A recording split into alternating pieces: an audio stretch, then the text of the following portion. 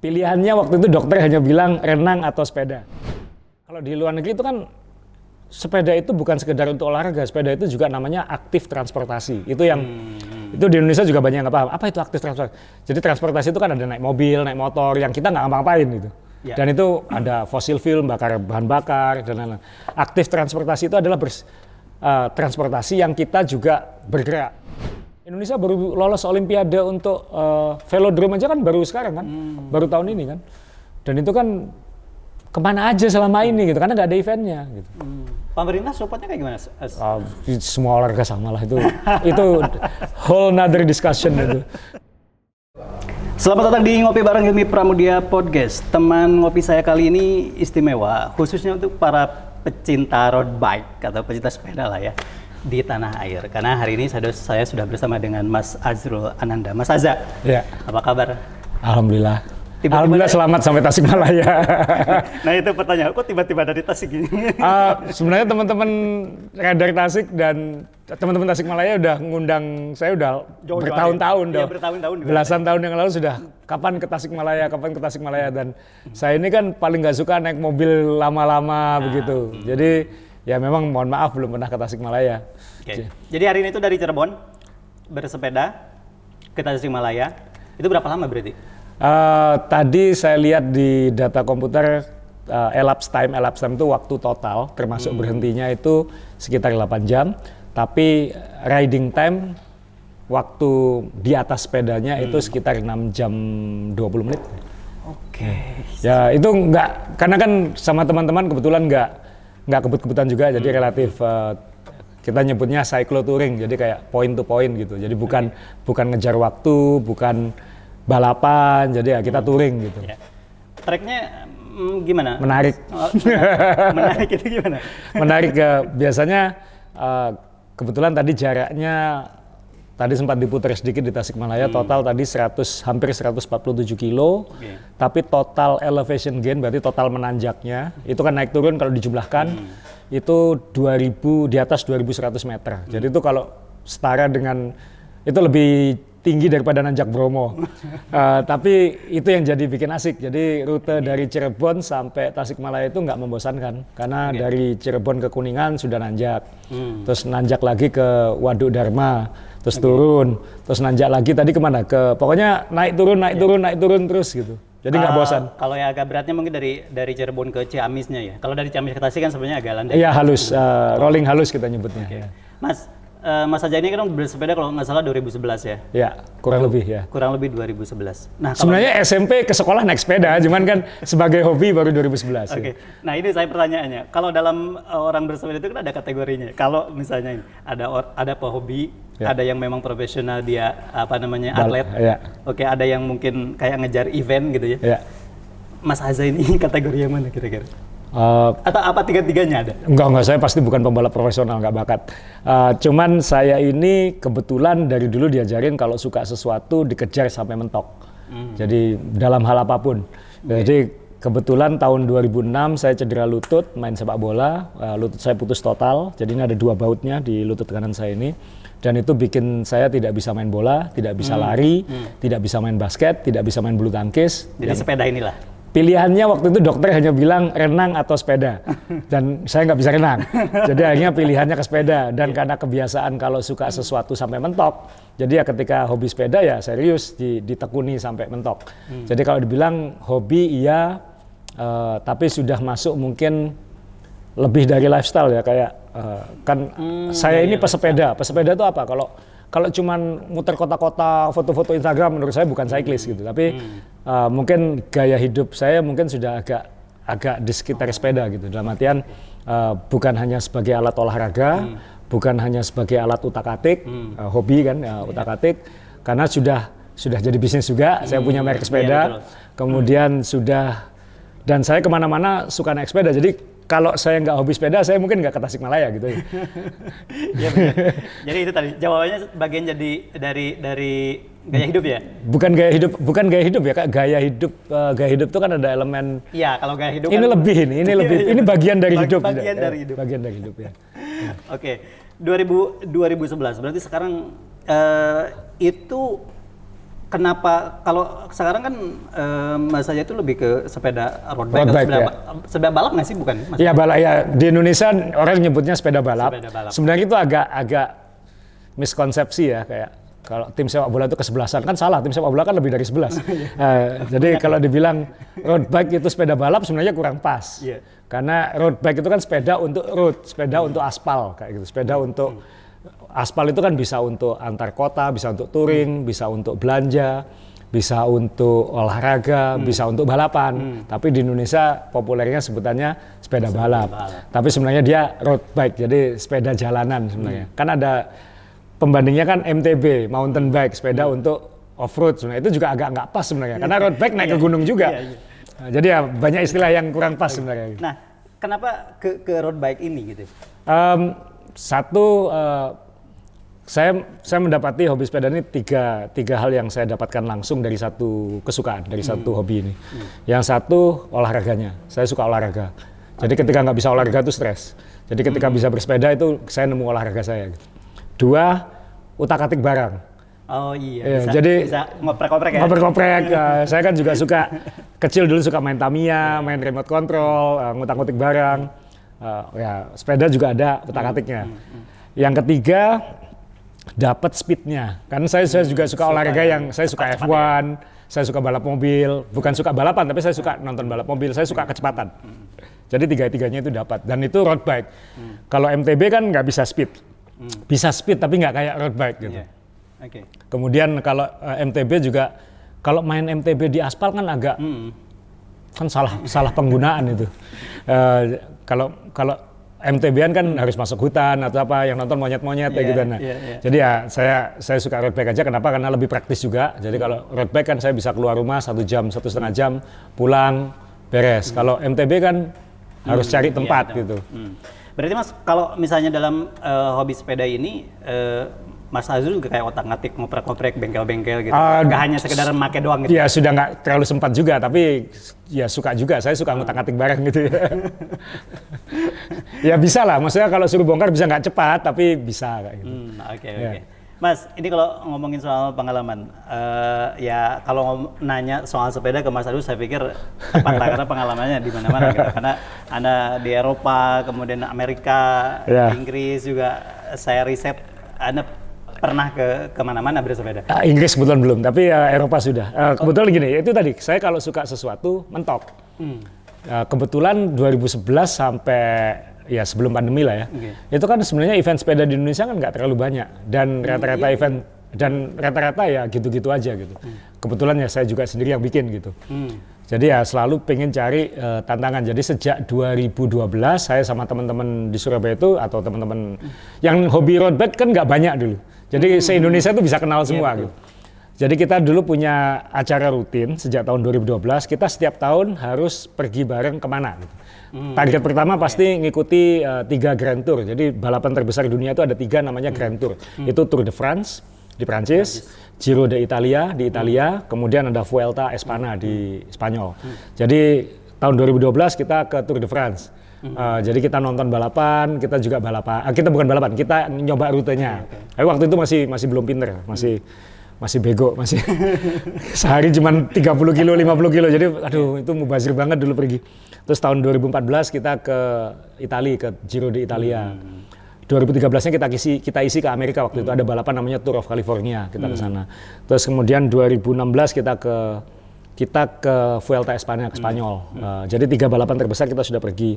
2015 kita juga ke Tour de France lagi karena ngulangi yang kebodohan yang pertama. Kita nyoba rute yang lebih berat dan kita ke Belgia juga nyoba rute-rute balapan kobel, namanya balapan jalan batu waktu itu. Kita nyoba rutenya bukan balapan. Terus kemudian ya kita tiap tahun ada acara-acara pergi-pergi gitu. Jadi ya kalau tanya pengalaman pergi ya karena kita sama teman-teman yang lain kita harus punya experience baru tiap tahun dan itu kita jadikan, ya kita belajar banyak dari situ juga. Satu, belajar ternyata bersepeda yang bener itu begini gitu. Karena kalau di Indonesia kan nggak ada acuannya dulu. Berarti kalau event gitu otomatis kan ada semacam hadiah atau penghargaan gitu. Mas Azul dengan teman-teman kayak ngejar itunya? Enggak, kita nggak balapan. Kita nggak ngejar hadiah. Hadiahnya apa? Biayanya jauh lebih besar daripada hadiahnya, kan nggak masuk akal. Jadi kita paling ngejar pengalamannya aja. Gitu. Kita pernah ke sini, kita pernah ke tanjakan ini. Jadi kalau penghobi sepeda road bike khususnya itu biasanya jadi ada catatan pengalaman. Kamu pernah ke tanjakan ini belum? Kalau nonton F1 kan kamu pernah ke Monaco belum? Kamu pernah ke Australia belum? Kamu pernah ke Shanghai belum? Nah, ini kalau sepeda juga gitu. Kalau ke Prancis pernah ke tanjakan namanya Alpe d'Huez belum? Oh pernah. Pernah ke tanjakan Pyrenees, pegunungan Pyrenees belum? Pernah. Kalau ke Italia pernah ke pegunungan Dolomiti belum? Pernah. Jadi itu lebih ngisi checklist aja gitu. Kita pernah ke sini, kita pernah ke sini gitu ya. Dari sekian banyak checklist yang ini semuanya sudah berarti Mas? Atau belum semua. Ada beberapa yang belum sempat deh. Ya moga-moga bisa ke sana. Ada beberapa yang belum. Nah, itu tadi kalau misalnya di soal habit nih Mas, antara orang bersepeda di Indonesia dengan orang di luar sana. Nah, itu kan ada beda banget. Beda banget. Itu seperti apa sih kira-kira? Mandirinya. Kalau di Indonesia ini bersepeda di Indonesia tuh gampang banget. Satu, toko kelontong, minimarket di mana-mana. Jadi kita nggak akan kelaparan. Mau jauh-jauh pun kita nggak akan kelaparan. Nggak bawa baju pun minimarket jualan baju. Jualan celana dalam, jualan kaos, kayak gitu. Jadi nggak akan masalah. Jadi soal ngatur makan gampang. Makanan juga lebih terjangkau harganya. Dua, kalau ada apa-apa gampang, mekanik itu relatif yang nemani itu gampang, nyari nemani itu gampang.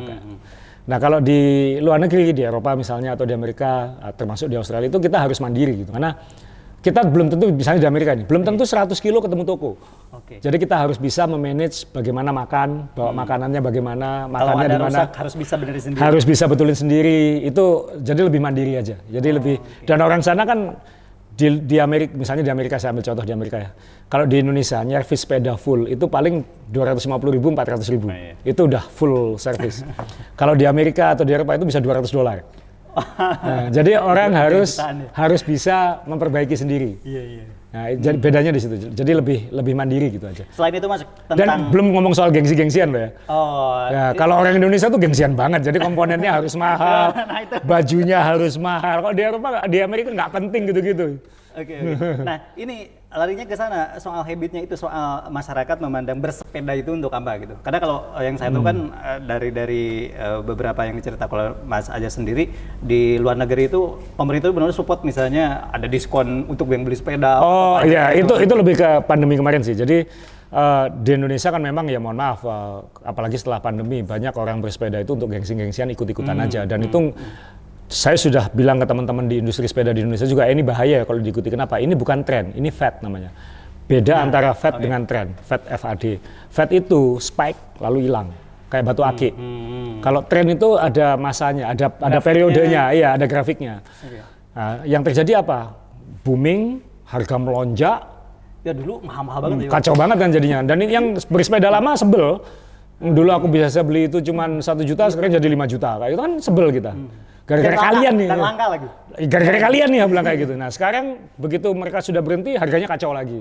Dan nggak kembali turun kan? Nggak kembali turun. Nah itu yang harus butuh waktu lagi untuk normal lagi gitu. Nah itu yang di sini saya khawatir. Berarti persepsi orang terhadap sepeda jadinya, oh ini sombong-sombongan, gengsi-gengsian. Apalagi sekarang banyak orang kejadian di jalan arogansi bersepeda segala macam. Itu kan masalah banget itu ya.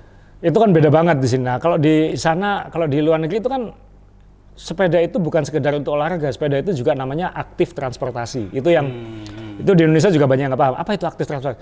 Jadi transportasi itu kan ada naik mobil, naik motor, yang kita nggak ngapa-ngapain gitu.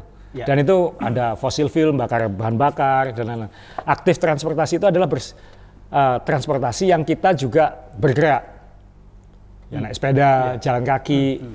Itu namanya aktif transportasi. Ketika pandemi kemarin dan terkait sama situasi global, banyak negara-negara itu ngasih insentif ke warganya untuk pindah ke aktif transportasi.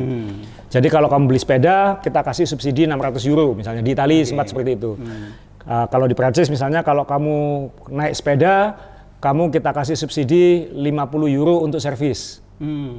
Jadi dikasih insentif untuk pindah ke sepeda atau pindah ke aktif transportasi. Full gitu. Iya, disupport pemerintah. Terus kalau di Amerika misalnya banyak perusahaan-perusahaan, saya tahu ada perusahaan-perusahaan yang seperti ini.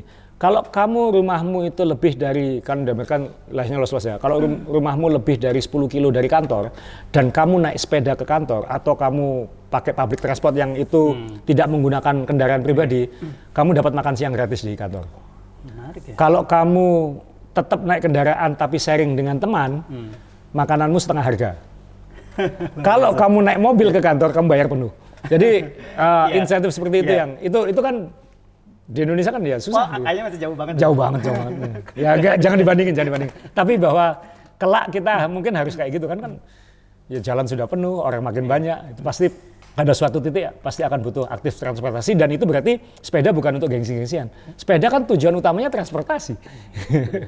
Berarti yang terjadi kemarin-kemarin itu bukan tren ya namanya? FAD, sama kayak batu aki. Oke. Jadi kalau ada yang bilang sepeda kan ngetren, salah. Sama kayak lari sekarang juga bukan tren.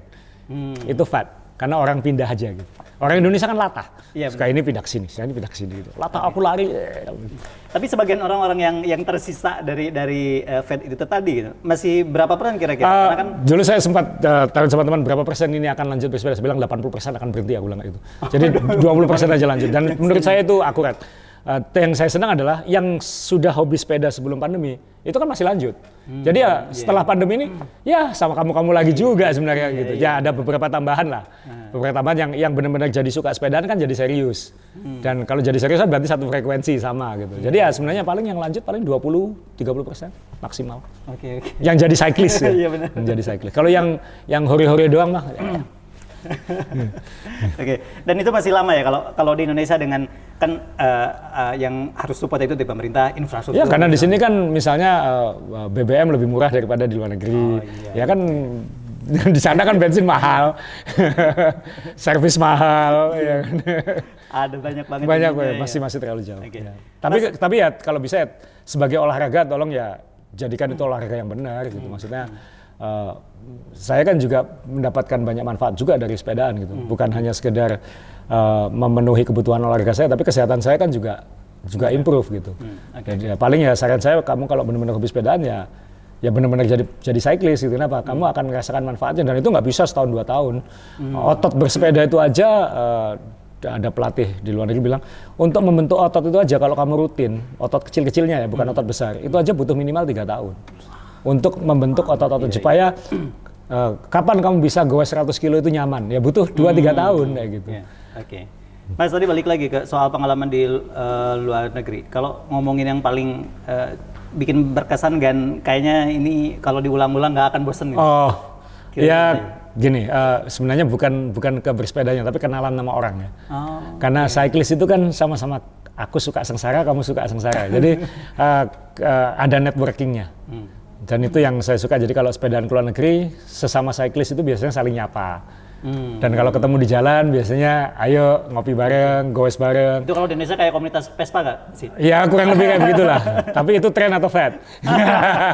Jadi ini lebih, jadinya ya jadi kenalan banyak gitu, jadi temennya jadi lebih banyak. Dan temen yang orang kalau sudah benar-benar jadi cyclist, kita tahu orang ini pasti tahan banting.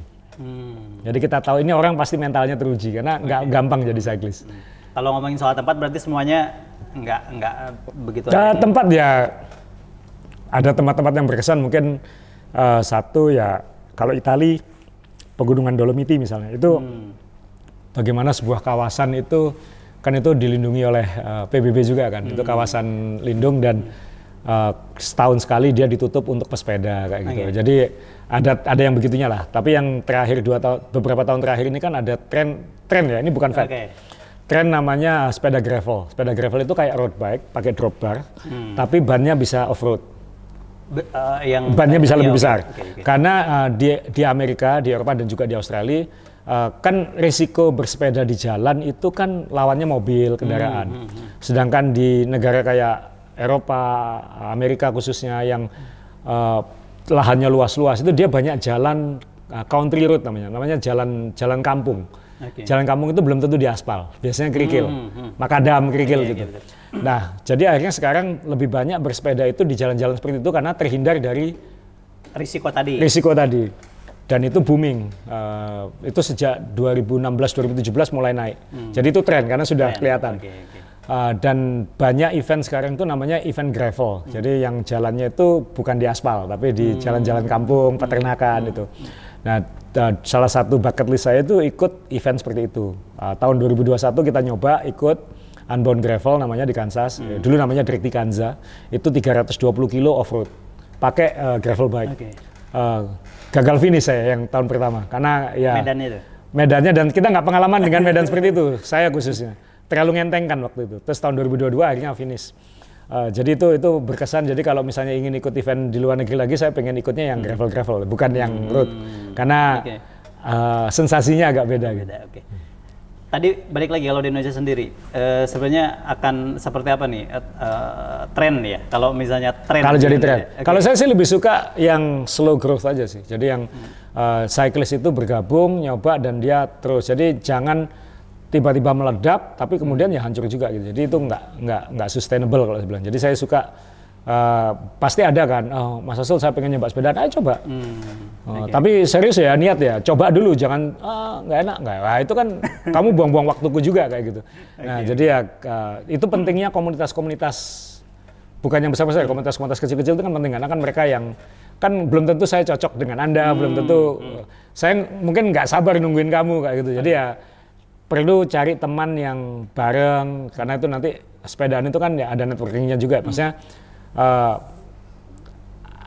aku sama kamu tahan-tahanan, tahan siapa, maksudnya betah enggak, belum tentu kuat ya, belum tentu soal kekuatan, tapi soal kamu tahan nggak disiksa kayak gini. Nah, kalau enggak berarti kita nggak sejalan nih kayak gitu. Nah itu ujian-ujian kayak gitunya banyak. Nah itu pentingnya komunitas-komunitas, nanti dia nyari di komunitas itu siapa yang cocok dengan dia, siapa. Saya lihat sih biasanya ada komunitas besar, biasanya itu kemudian pecah lagi jadi komunitas kecil-kecil. Karena dari komunitas besar itu nanti ada yang suka jauh-jauhan, ada yang suka nanjak, ada yang cuma pingin kota-kotaan. Ya itu silakan cari kelompok Anda gitu. Berarti kalau misalnya terkait dengan untuk menciptakan tren di Indonesia yang baik tentang sepeda, kayak event-event itu Mas? Penting, event-event itu untuk menjaga, jadi harus ada tujuan untuk bisa lebih baik kan. Tujuan itu apa ya? Dari event, misalnya aku dulu ikut Bromocom 3 jam baru finish, aku pengen 2,5 jam finish, aku pengen 2 jam finish, itu kan harus ada benchmarknya. Iya, gue sendiri bisa, tapi kalau ada event kan dia ada benchmark orang ribuan gitu. Jadi event menurut saya penting untuk jaga dan nyemangati. Jadi saya menggunakan event-event saya itu bukan hanya untuk jadi acuan atau jadi target, tapi juga untuk ngasih pengalaman baru. Misalnya bosan dengan nanja-nanja, kita bikinkan event yang touring, kita bikinkan event yang dulu kriterium, balapan kriterium. Kemudian kita bikinkan yang bolang, yang tanpa disupport, yang kamu jauh-jauhan, nggak ada yang bantuin segala macam, bawa baju sendiri. Ya kita bikin variasi supaya orang ada, oh aku mau nyoba yang ini ya. Aku nyoba yang inilah gitu. Supaya ada dinamikanya gitu, supaya nggak bosen. Berarti kalau misalnya event yang terkait seperti itu untuk bisa ngedorong habit masyarakat bersepeda itu masih bisa dihitung jadi gitu di Indonesia. Selain yang diciptakan tergantung yang bikin juga sih. Kebetulan kan saya ada mainsepeda.com, ada @mainsepeda itu juga. Jadi yang sekarang kan krunya itu juga orang-orang sepeda gitu. Jadi memang punya passion di sepeda dan semua event saya coba sendiri rutenya. Jadi supaya benar-benar experience-nya itu pas gitu. Nah, memang banyak sekali sekarang event di Indonesia ini dan itu bagus. Banyak event bagus.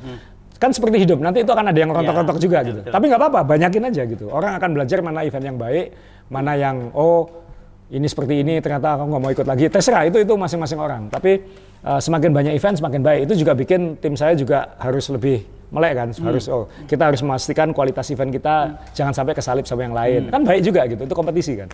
Nah, yang jadi warning buat teman-teman adalah hati-hati dengan event-event yang cek siapa yang bikin. Kalau yang bikin nggak sepedaan, ya mohon maaf. Iya. Ya. Paham. Saya ada event yang bikin ngecek rutenya pakai e-bike. Ya gimana dia bisa dapat feel rutenya kalau dia sendiri nggak mau menjalani eventnya dia sendiri, itu kan sama aja bohong. Jadi ya ada warning juga lah gitu. Oke, kemudian kalau misalnya secara global misalnya Indonesia bikin event-event untuk bisa ke pariwisata gitu dengan menggunakan event sepeda. Event sepeda itu paling bagus untuk pariwisata. Saya ambil contoh event saya Bromocom misalnya yang 9 jam sold out 1.500 orang gitu ya. Itu nanti Mei ya? Bulan Mei, 18 Mei nanti. Itu tanjakan Wonokitri itu, waktu kita pertama kali naik tahun 2013, itu nggak ada apa-apa. Itu nggak ada, itu tanjak. Kalau orang kalau ke Bromo itu dari Probolinggo, bukan dari Pasuruan. Itu benar-benar virgin climb. Itu ya hanya Desa Puspo, Desa Tosari, nggak ada apa-apa di atas itu. Dan jadi waktu naik nanjak itu, yang namanya warung juga hampir nggak ada, apalagi tempat wisata kayak gitu. Yang ada dulu rumah warga buka gitu. Ayo kalau mau yang ke toilet mau. Saya ingat betul dulu rumah warga yang buka, ayo kalau ada yang mau buah, ada yang mau minum kayak gitu. Karena memang nggak ada apa-apa di tanjakan itu 10 tahun yang lalu. Tapi setelah event jadi terkenal kan? Iya. Jadi sekarang di luar event orang nanjak ke sana. Sekarang ada hotel di kira-kira 2 kilo dari finish. Itu kita nyebutnya, kalau teman-teman gue selama kita nyebutnya itu kandang babi. Kenapa? Itu dulu kandang babi gitu. Sekarang jadi hotel. Jadi hotel gitu. Terus kemudian sekarang ada pelataran di atasnya lagi, jadi ada hotel mewah. Terus sekarang ada banyak tempat wisata di tanjakan itu, ada banyak warung, ada banyak, udah jadi. Ekonominya bergerak masyarakat. Ya, dan Pendopo Wonokitri tempat finish itu dulu, mohon maaf, dulu jelek banget. Sekarang udah dibangun mewah. Sekarang ada Taman Edelweiss di atas itu. Oh iya betul. Akhirnya kalau nggak ada event Promocom mungkin nggak ada yang tahu tanjakan itu. Ya mungkin tetap berkembang tapi tidak secepat ini gitu. Okay. Terus kemudian event kita yang di Kediri, Dolocom itu tanjakan nggak ada yang tahu orang. Itu air terjun Dolo ada di atas, itu jalannya buntu. Dan jalannya hancur dulu. Jadi itu tahun 2016 saya pertama kali naik dengan teman-teman berempat waktu itu. Dengan teman Kediri naik ke atas sana, saya bilang ini sebenarnya bagus jadi event. Cuman harus nunggu jalannya dibenerin dulu. Begitu jalannya dibenerin, sebelum pandemi kita bikin di sana. Pas pandemi kita bikin ke sana. Okay. Berarti sekarang ada berapa event yang dibikin di Indonesia? Kalau komnya kan ada, sebenarnya kan karena tahun ini tahun pemilu, jadi ada yang kita kurangi kan ya. Karena kan waktunya nggak bisa. Tapi dulu ada Manado, ada 3 pulau yang ke Lombok juga itu minimal 6 atau 7. Kan nggak mungkin juga setiap bulan ada event. Tapi yang berafiliasi dengan kita juga banyak kayak gitu. Cuman ya tahun ini kan agak berkurang karena tahun pemilu gitu aja. Oke. Mas, ngomongin ini. Produk sepeda yang beratnya cuman 7 kilo ya? Ini masih berat, saya bisa bikin 5 kilo sebenarnya. Iya. Cuman ya. Bagi saya ini ringan. Iya. Ya kenapa? Gimana bisa cerita Mas? Ini kembali lagi ke awal tadi, saya kalau suka sesuatu sampai mentok. Okay. Jadi saya koleksi sepeda. Ada orang koleksi mobil, saya koleksi sepeda. Sepeda saya, istri saya mungkin nggak nonton ini ya, pasti di atas 100 ya. Gitu. Terus saya sama sahabat gue saya namanya John Bumiharjo itu sama-sama suka kalau kita traveling ke luar negeri kita mampir ke pabrik sepeda, atau ke seniman sepeda atau ke tempat-tempat terkenal yang bikin sepeda lah kayak gitu, atau merek-merek lah. Misalnya kita pernah ke kantornya Pinarello, kita pernah ke Colnago, semua merek-merek paling terkenal itu kita pernah pergi. Kita pernah ke markasnya Specialized di Amerika. Jadi kita ngelihat oh begini gitu, dan kita mikir gitu, sialan. Kita sebenarnya bisa bikin sendiri. Kita keluar ratusan juta untuk satu sepeda, sebenarnya itu kan kenapa nggak kita bikin sendiri aja gitu? Kenapa nggak? Kan yang penting kita nggak pengen bikin perusahaan yang besar, kita pengen bikin perusahaan yang fokus ke performance bike, sepeda yang high performance itu, yang untuk kita pakai, awalnya bukan untuk dijual, awalnya untuk kita pakai aja iseng gitu.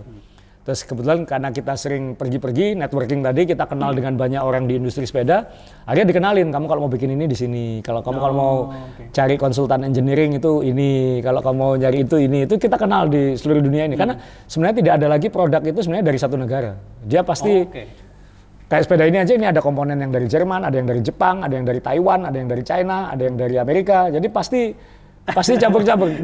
Sudah nggak ada lagi sebenarnya, teman-teman ya, tulisan Made in Italy. Itu belum tentu made in Italy, karena regulasi di Italia cukup 25% diselesaikan di Italia, itu sudah boleh ditulis made in Italy. Mungkin dibuatnya di Jawa Timur, tapi kemudian di finishing di Italia ditulis made in Italy. Itu sepatu ada yang banyak kayak gitu. Jadi dan di Indonesia kan belum bisa bikin carbon performance secara manufacturing kan belum bisa. Jadi kita harus kita punya banyak kenalan ya, kita dikenalin sama pabrik yang bikin merek-merek mahal itu gitu. Jadi ya merek Wednesday ini kenapa namanya Wednesday? Karena kita kalau gue hari Rabu ya? Biasanya. Mas, berarti kalau belum bisa dibikin ini produk Indonesia dong? Ini brand Indonesia, tapi di finishing di Indonesia. Oke. QC-nya di Indonesia, paintingnya di Indonesia, build-nya di rakitnya di Indonesia, finishing-nya di Indonesia masih. Tahun berapa hingga jadi? Dulu kan dari 2011. Sorry ya, merek Indonesia yang murah itu pun juga belum tentu buatan Indonesia, ya sama aja. Jadi ini rahasia umum lah. Jadi tetap bukan berarti ini semuanya enggak lah. Di dunia ini sudah nggak ada lagi yang benar-benar satu negara. Baju made in Indonesia pun kainnya, oke, kainnya dibuat di Indonesia, benangnya, ya kan saling sambung menyambung. Nah, yang kita cari adalah karena kita pengen high performance bike, ya kita cari yang terbaik gitu. Misalnya pabrik terbaik yang bikinin merek ini mana, ya itu yang kita datengin. Kita ke sana, kita meeting sama mereka, kita punya konsultan engineering di Amerika, kita bilang saya punya visi, saya pengen sepeda saya seperti ini. Kemudian engineering itu ngasih solusi, oh nanti karbonnya jenis ini, layupnya seperti ini. Terus nanti di pabriknya tanya, materi yang mana? Kamu punya materimu yang paling mahal mana? Itu, ya itu, saya bilang kayak gitu. Jadi ya kita nggak ngitung, dan waktu itu bukan untuk dijual, untuk kita gitu. Gitu ya. Untuk kita pakai sendiri, itu 2017. Oh, 2017 awal ya, 2016 sampai akhir. akhirnya diputuskan untuk diproduksi dan dijual? 2017. Masih dalam. Iya. Jadi kita kenalannya waktu itu 2015, kan butuh waktu ya untuk develop, untuk kenalan, lalu mengunjungi pabrik. Untuk development itu kan nggak bisa, oh besok bikin, kan nggak bisa. Nggak bisa bikin, oh ini jersey merek baru timnas Indonesia dibuat 2 bulan. Pasti kualitasnya pasti nggak bagus. Karena butuh waktu untuk develop itu. Kita kira-kira 2015, 2016, kita baru, akhirnya kita jual ke teman-teman sendiri waktu itu 2017. Tapi kita bilang ini pabriknya sama dengan merek itu harganya 100 juta, ini 30. Tapi itu sebenarnya sama kayak gitu ya. Orang kalau mau beli itu di mana? Kita kan ya zaman sekarang kan nggak perlu toko Mas, maksudnya kan ini kita direct selling namanya. Jadi kan itu juga bikin harganya lebih kompetitif karena memang kita nggak ingin jadi perusahaan besar.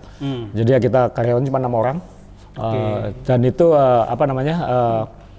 kita direct selling, jadi yang kontak kita langsung atau kita ada mini showroom di Jakarta, ada teman-teman yang nggak diproduksi sebagai satu, disebar nggak seperti itu. Nah, dan kita juga nggak mau high volume gitu, jadi misalnya kadang-kadang kalau saya habis ya nunggu 3 bulan kayak gitu ya, jadi ada artisannya dikit ya. Karena memang ini bukan. Jadi kalau tanya kenapa nggak bikin yang terjangkau, ya memang tujuannya bukan itu gitu. Kita nggak pengen jadi pabrik sepeda, kita pengen punya brand high performance gitu.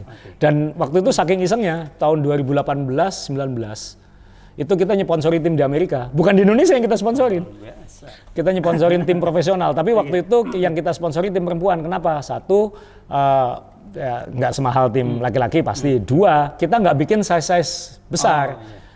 Jadi size sepeda kita memang untuk orang Indonesia, untuk orang Asia gitu, yang lebih kecil-kecil. Jadi kita hanya punya satu ukuran untuk yang besar. Jadi kita nggak bisa nyponsori tim laki-laki karena butuh ukuran-ukuran yang besar-besar. Jadi kita nyponsori tim perempuan, perfect. Salah satu dari 10 tim terbaik di Amerika waktu itu. Kita dapat juara juga di Amerika. Kita hampir 5 besar ke Jurnas di Amerika, elit. Kecelakaan kurang 5 kilo dari finish. Ada mobil meleng, ada beberapa pembalap tabrakan, salah satunya sepeda kita. Ya kita nyponsori tapi kemudian pandemi kan, jadi stop semua ya. Jadi kita ngujinya di Amerika bukan di sini. Iseng banget itu iseng banget. Nyponsori tim Indonesia enggak, Amerika aja. Kalau ngomongin tadi soal harga nggak terjangkau itu berarti dari kisaran berapa Mas? Ini kan paling penting loh. Sepeda WNC itu kan ada grade-nya juga. Kita ada yang aluminium, ada yang karbonnya, kan sekarang modelnya jadi banyak ya, ada yang titanium segala macam. Tapi bisa minimal mungkin 20 juta lah untuk full bike ya. Kalau mentoknya berapa tergantung mau komponen apa. Kalau mau komponen yang dari Italia dan segala macam ya ada yang pernah pesen sepeda WNC jatuhnya sampai 250 juta. Ya, karena tapi itu dia yang pesan sendiri. Dia komponennya dia pilih yang mahal-mahal ya. Gitu. Ya tergantung orangnya. Sudah ada berapa Mas di Indonesia?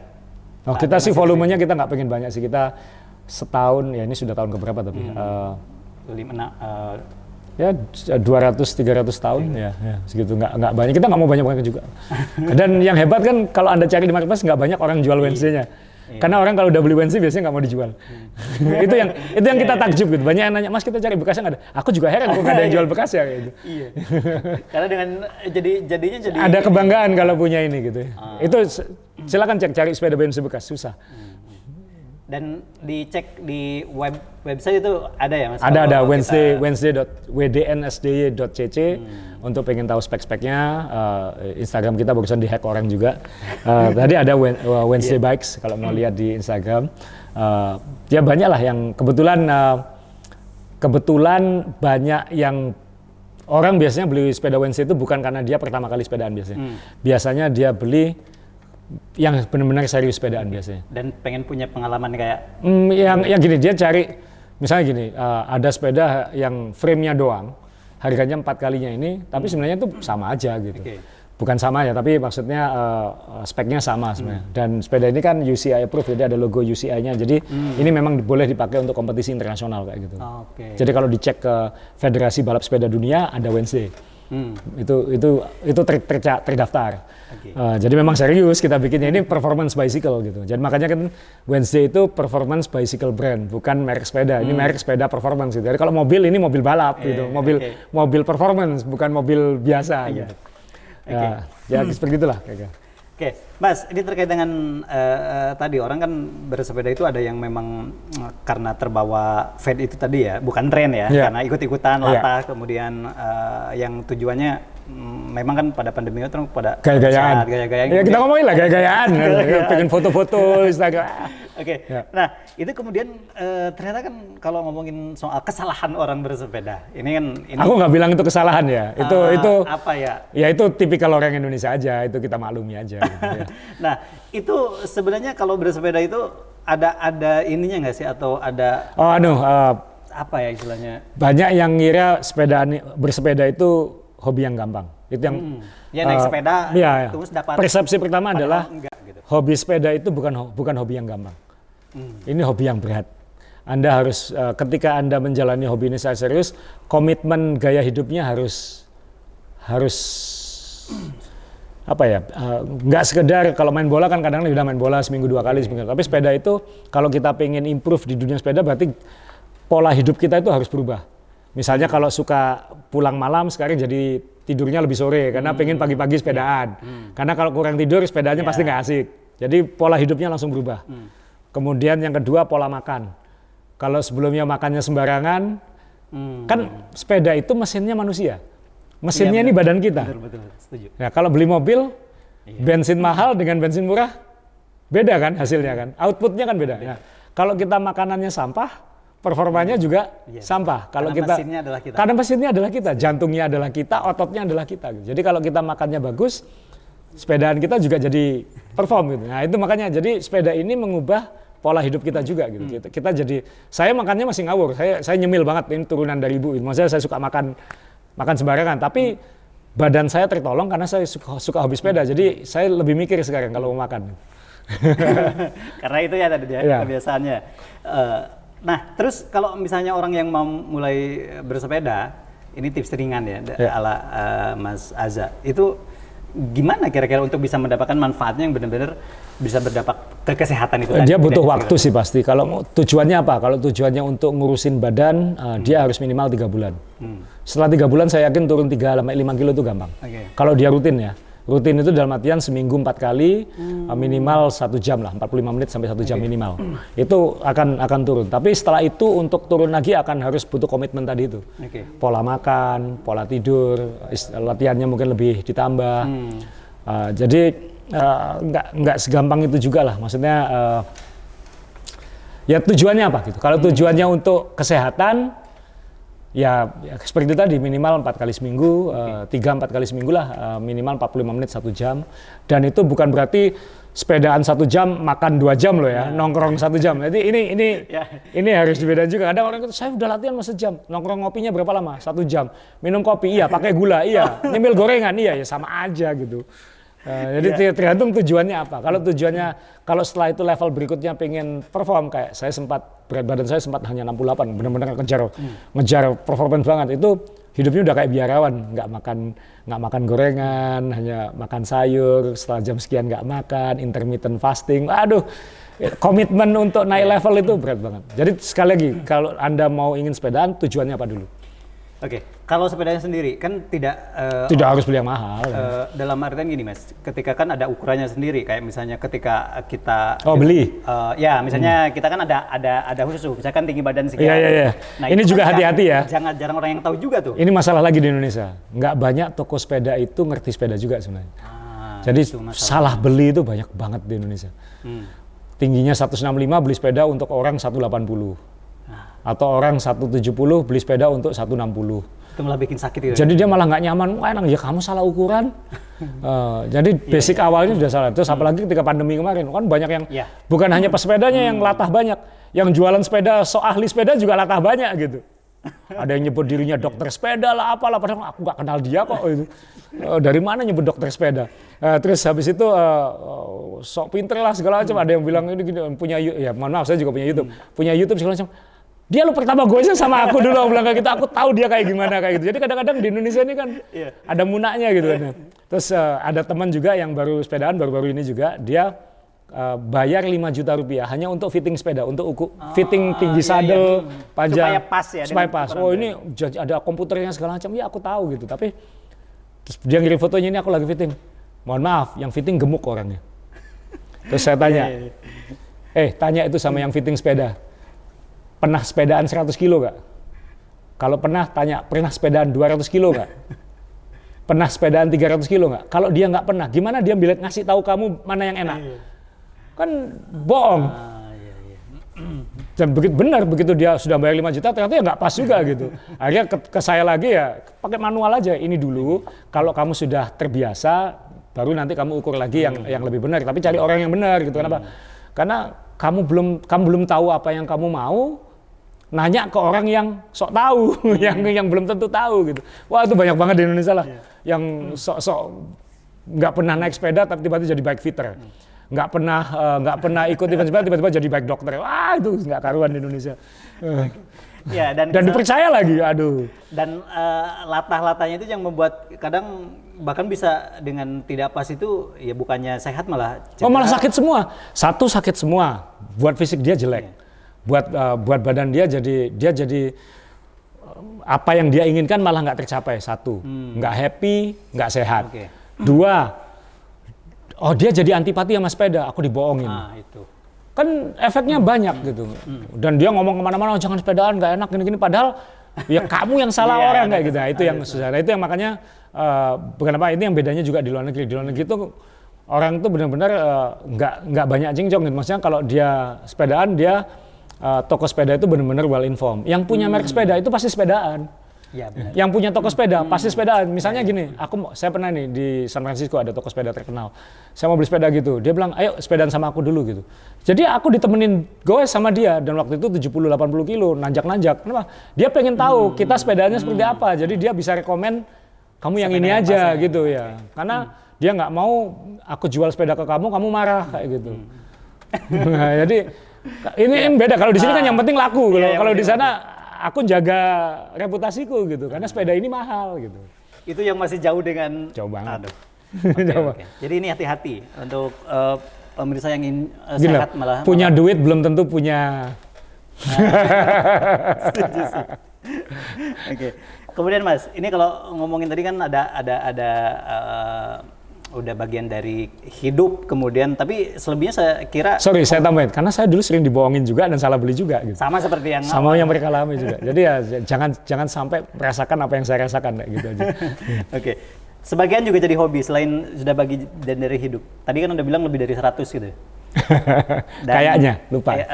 100 lebih, dan kalau tidak salah sepeda balap pertama yang dibelikan istri harganya 30 juta kan? 35 juta. Enggak, itu yang saya beli, harganya 33 juta. Jadi saya beli yang waktu itu tengah-tengah, tahun 2011 itu harga tengah-tengah. Itu itu bukan yang mahal, itu bukan yang murah. Saya ngambil yang tengah-tengah. Jadi bisa di-upgrade kalau mau kayak gitu. Terus saya suka sepedaan, ya mungkin istri melihat saya jadi lebih sehat segala macam. Waktu saya ulang tahun 2012, saya pulang, kan waktu itu kerja di media kan, jadi pulangnya kan tengah malam. Jam 12 pulang, saya di ruang tamu dulu, nonton TV dulu, waktu itu nggak bisa langsung tidur. Kok tumben istri saya belum tidur, terus kok ada ipar saya, terus kok nungguin, terus saya kan pengen ke toilet, terus saya ke toilet, di toilet lihat kok ada sepeda dibuntelin tisu toilet itu. Sepedanya masukin toilet maksudnya? Sama istriku ditaruh di toilet. Jadi saya tahunya ketika saya ke toilet gitu. Okay. Karena biasanya saya pulang ke toilet dulu. Kebetulan waktu itu enggak, saya langsung duduk di ruang tamu. Terus waktu toilet, kok ini ada sepeda, saya buka, McLaren.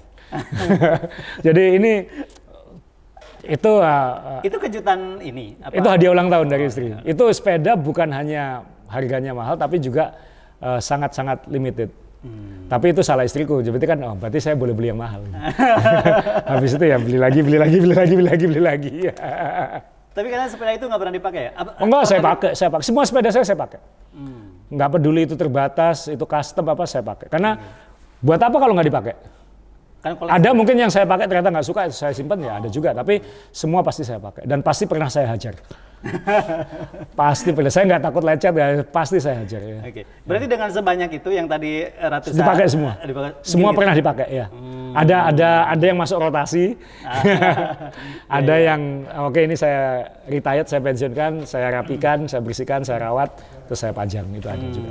Ada yang dipajang di kantor, ada yang di rumah, ada yang dititipin teman, ada. Oke. Ini kan karakter orang bersepeda tadi sempat jadi bercandaan ya, kayak misalnya orang bersepeda itu rata-rata dengan berangkat ke satu tempat, pulangnya rata-rata naik mobil. Itu kan kebanyakan di kita itu kayak gitu ya Mas. Kayak gini. Gitu ya. Ada dalam 5 tahun terakhir ada pergeseran di road bike itu. Dulu remnya pakai rim brake kaliper, rem yang rem U-brake itu. Kemudian pindah ke disc brake. Tujuannya kan supaya ketika turunnya lebih aman, lebih safety, lebih pasti. Lah buat apa? Itu kan nambah berat kira-kira 400 gram. Jadi butuh waktu beberapa tahun lagi untuk bikin sepeda disc brake itu seringan rim brake dulu. Jadi harus ada evolusi teknologinya. Jadi untuk apa menambah bobot, dipakai nanjak, lalu turunnya untuk naik mobil. Padahal tujuannya untuk turun. Iya. Itu juga orang ini gimana sih gitu, saya salah kaprah aja sih. Maksudnya ya itu Indonesia banget gitu. Kalau di luar negeri kan mobil kan mahal. Iya benar. Taksi mahal, sewa mobil mahal, apalagi sewa driver. Ya kalau naik ya turun. Iya. Itu juga itu lucu banget sih itu menurut saya. Ya ada habit yang masih ya itu tadi masih jauh ya kalau dibandingkan. Ya culture-nya masih belum. Culture-nya belum terbentuk ya. Tadi sorry Mas, ada yang kelupaan di komponen ini tadi apa yang wireless. Nggak ya. Jadi gini, sepeda ini luar biasa ya. Kenapa jadi sepeda ini umurnya melebihi mobil loh. Jangan salah, sepeda ini udah lebih dari 130 tahun sepeda. Iya. Mobil pakai bahan bakar bensin, ini kan sebentar lagi tergantikan. Berarti kan umurnya sepeda lebih panjang daripada umurnya mobil bensin. Padahal sepeda ini kan ya gini-gini aja sebenarnya. Jadi perkembangan kecil-kecilnya itu luar biasa. Jadi orang tuh sangat suka ngutak-ngatik sepeda. Jadi dulu pindah gigi itu pakai kabel. Iya. Jumlah giringnya bertambah, bahannya makin ringan. Sekarang yang lagi populer kan electronic shifting. Jadi pindah giginya tuh kalau dulu pakai kabel, sekarang tinggal tekan tombol. Bukan berarti e-bike ya, tetap sepeda, cuman pindah giginya tuh pakai elektronik, jadi lebih cepat. Itu teknologi baru berarti yang nggak baru-baru amat, sejak 2009 sebenarnya sudah ada. Dan ada di sepeda ini ya? Ini kebetulan yang baru ini yang 2023 sebenarnya, 2023 akhir. Ada yang baru lagi yang belum dirilis, saya sudah ada nanti, cuman itu nggak boleh difoto karena saya pegang prototipenya di Indonesia. Jadi ada, kalau ditampilin berarti boleh, ada yang nggak boleh ditampilin karena ada banyak pabrikan-pabrikan juga pengen saya yang nyoba pertama gitu. Jadi ada barang-barang yang di tempat saya itu yang baru dijual mungkin bulan depan atau 3 bulan lagi kayak gitu. Jadi cuman ini yang tengah sebenarnya, bukan yang paling mahal, tapi ini merek Amerika, grup setnya, komponennya, dan itu wireless. Jadi tidak ada kabel menghubungkan shifter dengan pemindah giginya. Jadi full wireless. Kalau ngomongin teknologi di sepeda nih Mas, walaupun itu tadi kalau paling utamanya saya sangat berkesan itu kalau mesinnya itu adalah manusia gitu. Kalau di teknologinya sendiri perkembangannya seperti apa? Kayak ini ya bahan lah, kayak misalnya bahan karbon. Sekarang makin lama karbon itu makin ringan, makin kaku. Kemudian teknik memasang karbonnya itu, karbon itu kan kayak kain ditempel. Ini terbuat dari banyak lembaran kain sebenarnya, yang handmade dipasangin satu-satu gitu. Terus kemudian Yang pasti kalau group set itu kan kayak gearbox kalau mobil. Jadi untuk mindah gigi dia makin cepat, makin presisi. Jadi kita nggak kehilangan waktu. Makin kalau kabel kan makin lama kabel itu memanjang, memuai. Jadi akurasinya berkurang. Rem misalnya, disc brake. Saya termasuk penggemar brake, tapi ya disc brake makin lama makin tidak rewel, walaupun masih rewel menurut saya.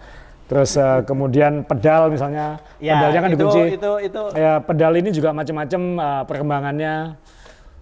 Hal-hal kecil-kecil, detail-detail semua. Kabel misalnya, sekarang kabel nggak ada kelihatan sama sekali. Ini wireless, tapi kabel remnya kan nggak kelihatan. Jadi teknologi ya lebih ke utak-atik. Jadi orang sepeda itu suka ngutak-atik yang kecil-kecil. Dan itu setiap tahun selalu ada diginiin lagi. Terus kemudian filsafat geometri, regulasi sepeda itu kan harus 2 triangle, 2 segitiga. Itu regulasi UCI. Jadi harus sepeda yang boleh dipakai kompetisi atau sepeda performance yang boleh dipakai balapan internasional itu harus terbentuk dari 2 segitiga. Jadi segitiga depan dan segitiga belakang. Ini nggak boleh diubah. Itu tradisi pakem, itu pakem. Gitu ya? Tapi kan geometri itu maksudnya jarak sumbu roda, angle, sudutnya segala macam itu kan 1 derajat, setengah derajat itu diutak-atik terus. Gitu. Mas, kalau sepeda ini sebenarnya udah memang ini paling high end kita ya, yang terbaru. Mas aja sendiri, karena tadi pas ngangkat saya pakai hanya saya nggak bisa pakai. Ya ini ukuran saya, jadi panjang stemnya, lebar handlebar, tinggi saddle, model saddle, kemudian panjang crank, terus tipe pedal itu memang untuk saya gitu. Jadi belum tentu nggak bisa dipinjemin nggak bisa dipinjemin. Tiap orang beda-beda. Belum tentu pas. Belum tentu pas dan sakit semua kalau nyoba. Karena kan saya relatif bisa agresif sekarang gitu, bisa panjang. Kalau pemula saya sarankan agak tegak aja supaya lebih nyaman. Nanti kalau dia badannya sudah lebih lentur, baru nanti bertahap dibuat lebih agresif gitu. Kan nggak semua orang bisa pegang di sini lama kayak gitu. Kayak dia butuh waktu. Jadi nggak untuk bisa nyaman itu gitu ya. Ya bukan berarti aku beli sepeda mahal, aku langsung cepat. Belum tentu, nggak bisa. Posisimu masih begini. Kamu mungkin masih gemuk atau belum bisa megang lantai kayak gitu kan. Saya aja 2011 bersepeda, saya benar-benar bisa nekuk pegang lantai itu 2013. Butuh 3 tahun hampir untuk kelenturan badan saya ngikutin kemauan saya gitu. Karena harus dilatih kan? Iya, betul. Dilatih. Ya itu tadi kalau sudah hobi ya pola hidupnya juga jadi harus ngikutin dan itu tantangan terbesarnya. Mau nggak punya komitmen nggak? Makanya kalau saya ketemu teman-teman yang gila sepeda, biasanya cocok kenapa? Orang ini sudah melewati fase komitmen itu gitu. Jadi itu berapa tahun sih kalau bisa diukur? Tadi otot-otot kecil itu terbentuknya butuh 3 tahun. 3 tahun itu ya? 3 tahun. Ya dia mungkin setahun 2 tahun bisa kuat apalagi kalau bakat ya. Tapi nanti untuk benar-benar terbentuk dan pemahaman, pengetahuan, pengalamannya bisa mengejar juga itu butuh 3 tahun. Ya. Mas, sedikit melihat kalau misalnya atlet-atlet profesional Indonesia gitu yang memang dia atlet yang memang bertanding di dunia, terus itu seperti apa? Kalau yang susah sih kalau di Indonesia menurut saya, bukan susah karena nggak mampu. Pasti Indonesia ini pasti punya atlet yang seharusnya bisa jadi kelas dunia. Yang sulit adalah kesempatannya. Nggak banyak balapan di Indonesia, apalagi balapan yang UCI, yang bukan balapan kayak Bromocom yang penghobi ya, ini balapan yang benar-benar regulasi federasi segala macam. Karena itu kan ada poinnya. Kayak tenis kan, dia harus mengumpulkan poin untuk bisa ikut level ini kayak gitu. Nah di Indonesia kan coba dihitung, nggak ada balapannya, sedikit sekali balapan yang profesional. Tapi kalau atletnya yang memang profesional yang banyak, cuman kan panggungnya yang nggak banyak. Kan konyol, dia atlet profesional ikut balapan penghobi. Karena cari uangnya di situ. Padahal dia butuh poin untuk naik level, itu aja. Jadi ya memang kompetisinya masih kurang di sini, dan kalau dia mau nambah poin dia harus ikut kompetisi di luar negeri dan itu ada biayanya. Belum ngomong biaya sepedanya juga nggak gampang. Ya penghobi Indonesia sepedanya lebih mahal daripada pembalap Tour de France. Tapi pembalap Indonesia nggak mampu punya sepeda itu. Kan ironis kan ya. Ini masalah yang besar ya. Ya nggak nyambung aja, memang nggak bisa. Iya, kalau kita lihat cabur-cabur di Indonesia yang memang kalau volley, olahraga bola ya kita bisa lihat lah setiap waktu, setiap saat. Gitu. Ya moga-moga nanti kalau kultur sepeda di Indonesia itu berkembang, event-event yang proper, yang UCI segala macam itu makin banyak ya pasti panggung untuk pembalap Indonesia akan makin banyak. Karena kalau sekarang saya lihat panggungnya paling ya untuk PON gitu-gitu aja. Habis itu apa? Padahal kan kayak atletik, olahraga-olahraga seperti ini kan seharusnya Indonesia baru lolos Olimpiade untuk velodrome aja kan baru sekarang kan, baru tahun ini kan. Dan itu kan kemana aja selama ini gitu, karena nggak ada eventnya gitu. Pemerintah supportnya kayak gimana? Semua olahraga sama lah itu whole another discussion itu. Ya itu panjang itu sama aja. Nanti merembet ke bola lagi. Merembet ke semua, itu semua sama. Semua sama. Semua sama. Mas, sudah hampir 1 jam. Saya ada pertanyaan terakhir. Apa yang bisa tadi kan memang udah dapet ya beberapa hal. Udah bakal jadi bisnis lagi dari ya bisnis iseng. Apa yang bisa didapat dari bersepeda ini khususnya untuk? Kalau saya, karena saya hobinya kan sudah 13 tahun ya, 14 tahun hampir. Bentar lagi saya 50 tahun. Yang saya senang adalah yang manfaat paling besar yang saya dapatkan adalah kalau ke reuni teman-teman SD dan SMP saya kelihatan paling muda. Karena rajin olahraga dan bersepeda. Dan ya saya udah mulai agak gemuk, makin sulit untuk bikin kurus. Cuman kalau ketemu teman-teman sekolah lama, semua udah kelihatan, mohon maaf ini, kelihatan kayak ketuaan semua gitu. Jadi ya senang gitu. Jadi manfaat olahraga itu. Jadi tetap tujuannya ya utama ya olahraganya gitu. Karena orang Indonesia kan kurang gerak sebenarnya. Dan ini ada juga penting, semakin kita rajin olahraga, kalau makin banyak orang Indonesia rajin olahraga itu nanti ujungnya biaya BPJS akan berkurang kan. Karena orangnya makin sehat. Sedangkan sekarang kan orang diajari untuk sakit itu nggak apa-apa, ada BPJS. Padahal harusnya kan kamu berolahraga supaya nggak keluar biaya kan kayak gitu. Kebalik gitu. Ada yang kebalik. Terus ini yang paling penting yang ingin saya tanyakan, dengan bertambahnya usia, misalnya apakah juga mengurangi tenaga buat ini? Oh iya, ngaruh banget. Ngaruh banget. Lebih ke endurance, sekarang mungkin saya lebih tahan dari dulu. Saya sudah nggak bisa kram. Karena otot-ototnya mungkin sudah terbentuk ya. Sudah nggak bisa kram. Saya udah nggak pernah kram. Cuman yang beda adalah top end-nya. Jadi performance. Jadi kalau misalnya balapan sama temen nanjak itu udah nggak bisa kayak dulu. Kalau dulu misalnya tiap hari hajar-hajaran, sekarang ada istirahatnya. Waktu recovery-nya yang lebih lama. Waktu recovery-nya lebih lama. Dan saya kan nggak minum obat-obatan aneh-aneh kan. Maksudnya saya natural aja gitu. Jadi ya memang berasa sih. Cuman saya juga ditanya sama orang tua gitu, kamu mau sampai kapan sepedaan kayak gini? Sampai nggak kuat. Dan di komunitas saya, di teman-teman saya, dia usia 74 masih bisa lebih kuat dari saya sekarang, kan bahaya ini gitu. Berarti masa saya nggak bisa kayak dia kayak gitu. Jadi itu jadi motivasi untuk jaga diri aja. Dan yang paling kelebihannya kalau sekarang mungkin tenaga berkurang tapi pengalaman bertambah. Karena kalau misalnya kan bisa dengan masih bisa sih. Kalau saya cuman butuh komitmen untuk bisa seperti itu. Itu yang waktu yang susah kan, karena kerjaan, kesibukan dan lain-lain. Jadi saya kan bukan atlet. Kalau atlet kan dia latihan pagi, tidur siang, latihan sore. Kan saya kan latihan pagi, keras, kerja.